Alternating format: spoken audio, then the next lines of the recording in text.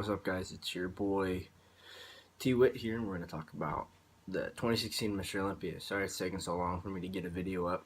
I've actually filmed two, and maybe I'm just incompetent when it comes to YouTube.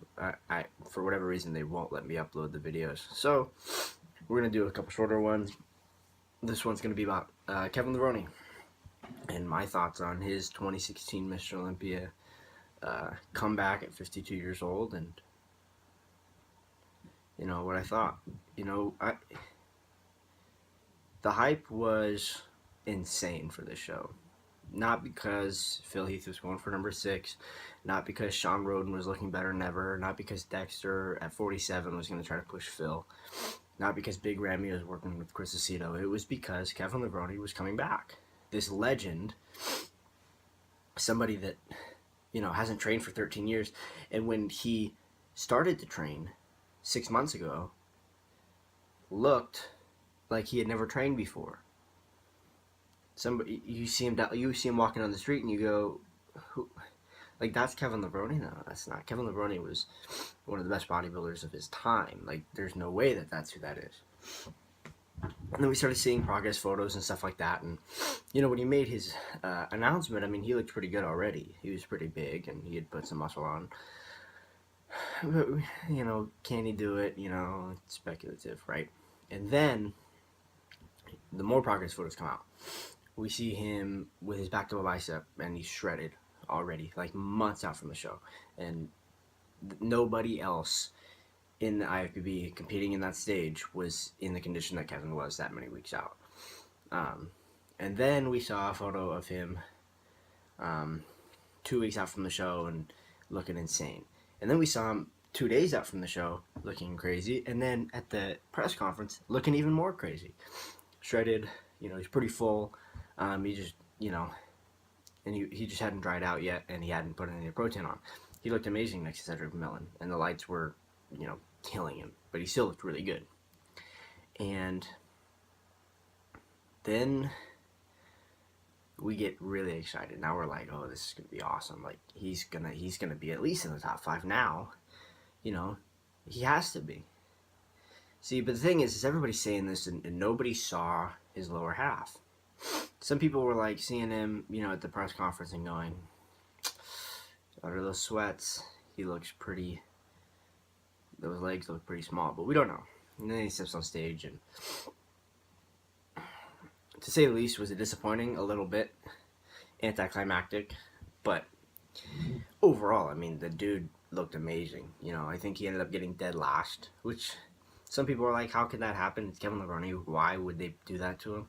I don't think he looked better than anybody else. I think maybe he could have beat Ben Pekulski, but Ben Pekulski didn't do very well either. So no, I just think that overall, I guess he just couldn't train legs the same way. And even after the age of 40, even if you are able to squat and stuff like that, unless you're somebody like Dexter Jackson, it's going to be really hard to keep those legs. I mean, even we saw Dexter, I mean, his legs just weren't the same from the front as they were last year.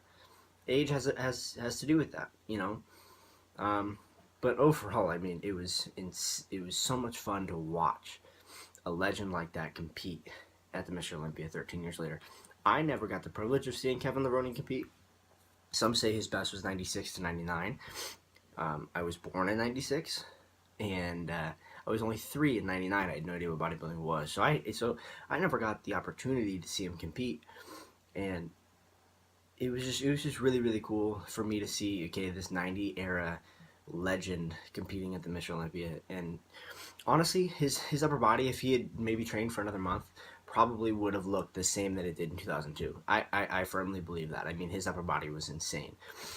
And now we know that he tore his, I think it was his left pec. He tore his upper chest inclining 405. I mean, number one, nobody getting ready for a show really incline presses 405 anymore. Why? Why would they? They do Smith machine, they do different machines, they do dumbbells, but none of them barbell bench 405. The only person I've seen barbell bench 405 for reps is Kai Green, and he was in the off season. He wasn't prepping for a show, so. But I mean, and Kai Green's a freak of nature. But the other thing is Kevin Levrone hadn't trained for 13 years. Kai's been training his whole life, so. But so he tore his pec, and then we also now know that he had knee problems in his left knee, and he was getting plasma injections, I think, in there to help it recover and stuff like that. And he just wasn't able to actually start training legs until 8 weeks out from the Olympia. I guarantee you, he didn't squat more than 315 going up to the Olympia, and maybe for no more than 8 reps. And if you think about that, Phil Heath has been training legs forever. You know, he probably hasn't. There has probably not been a day where Phil Heath hasn't trained legs. A time where Phil Heath hasn't trained legs, and so he's able to continue to put size on. Same with Dexter Jackson. Same with Big Ramy. He can not do legs and still have insane, massive quads. You know, all these things. So when you're trying to get back to a level that Kevin was trying to get back at, you know, those legs that he had in 99 and 96, I mean, were unstoppable. You have to squat heavy. You have to be able to go full range of motion with the leg press. I mean, we saw a video of him doing leg presses and he was moving, you know, this much. You know, we now know, I mean, it's because of his knee. He was still pushing through, and he had to tell everybody, you know what, I'm still going to do this. I made a commitment to you. I'm doing this, which is awesome. I think that's insanely, you know, you have to commend him for that because of the fact that most people, if they have a knee injury and if they tear their pec, will not get ready for a show and will not compete for the Mr. Olympia. It won't happen. But he made a promise to us as the fans, made a promise to himself, and he still did it. That's really, really, really cool. So I mean, I respect him a ton for that. You know, he's probably actually now, looking back at it, one of my favorite bodybuilders of all time. I never got to see him compete, and I think he's an amazing bodybuilder, and I think he looks awesome. He says he's going to keep going. He says his knees, in about 2 more treatments, he says 100%, and he'll be able to actually train legs. I don't know what I feel about that because I don't want to see him get injured. But if he says he's 100% and he wants to do this, I think he can. He said in an Instagram post he sees himself doing 8 months of hardcore training, which means, what's 8 months from now? Let's see. So we're in September, so we have the rest of September, so we have October, November, December, January, February, March. So that's about 6 months. I was trying to see if he was going to do the Arnold.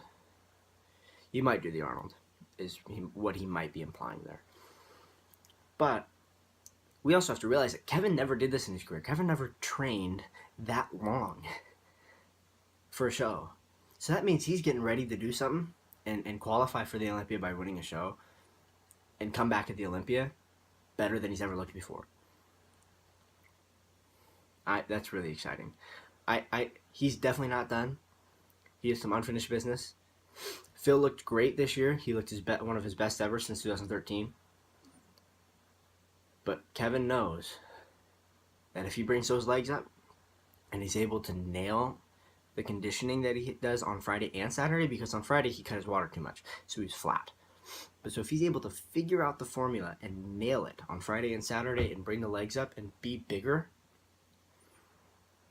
and keep that waist as small as it was, game over.